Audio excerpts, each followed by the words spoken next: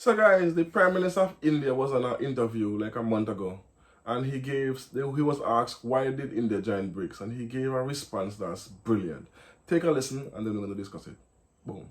Now there is a club, the BRICS. Why this club, and do you consider that the BRICS will expand? Well, to be honest, why the club?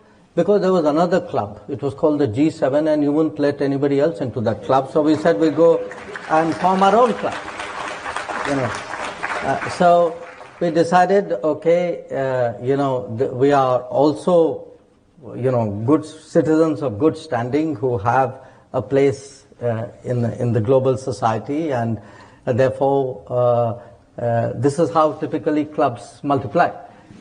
So it started, and as it started, like many clubs, it gained a life of its own over a period of time. Others saw value in it as well, so in a sense, I would say, it's actually a very interesting group, because if you look at it, typically any club or any group has either a geographical contiguity or some common historical experience, or very strong economic connect.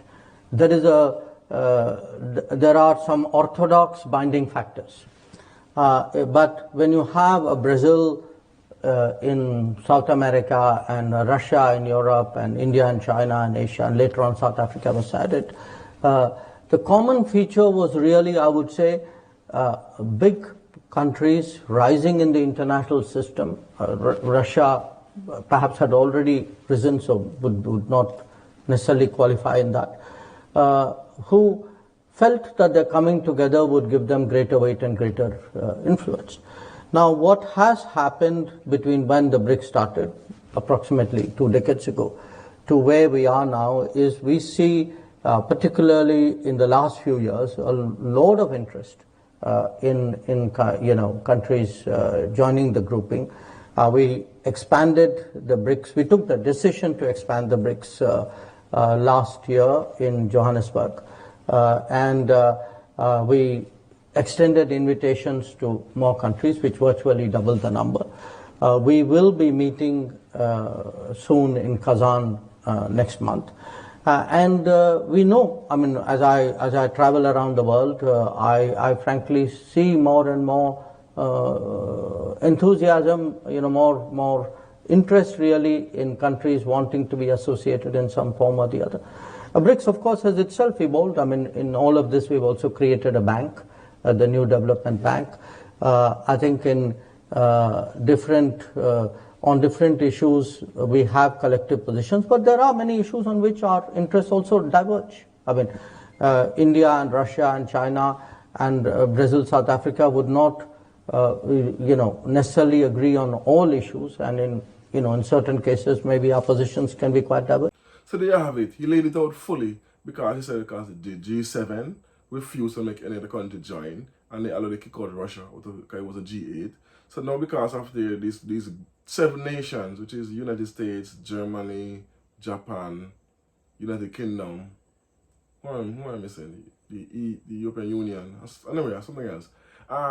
And they want to control what goes on in the world, economically wise, the climate, anything that has to do with the world. They want to be in control and over everything, which it doesn't work out. The world has 198 countries. So why is it only 7 countries out of the 198 want to rule the world, want to run things? No, it doesn't work like that.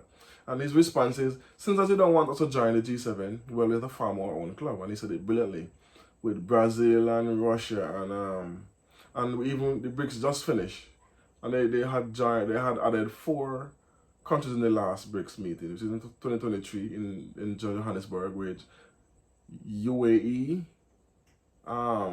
Iran, Ethiopia, and who else? I'm missing one. Iran, Ethiopia, and Saudi Arabia. So those 4 countries. Now, this last BRICS 2024 that just finished, I hear there's 13 countries joined. I'm not sure.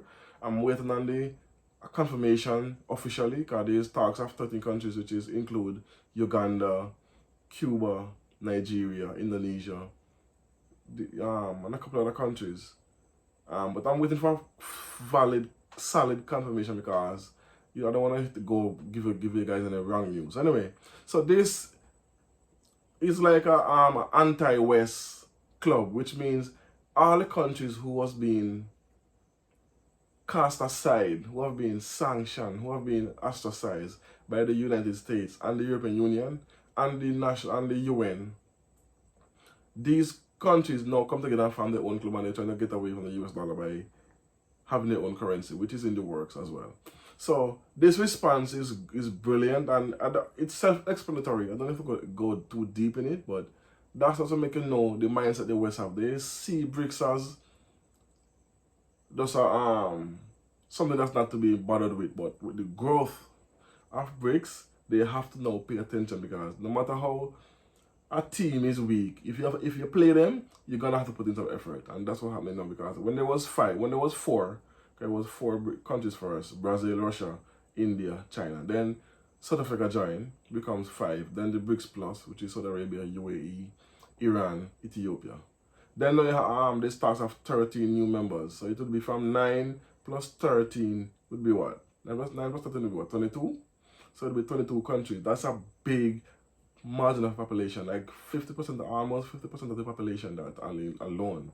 Not to mention the economy they bring, because if Cuba join and Indonesia join, as they said, and Nigeria and Uganda and Yucatan, I can't pronounce the name correctly, and a couple other countries, if they join for two, it will be they have more trading partners, they'll be more strong. And then they're gonna also have people who is friends to BRICS, which means they don't join, but they are trading with the BRICS nations, and they can use their own currency. This key, guys, is a plan to de-dollarize the world. So anyway, let me know what you think about this response from the PM of India. Do you agree or disagree? As always, I'll hit me up in the comment section and I'll response. Boom.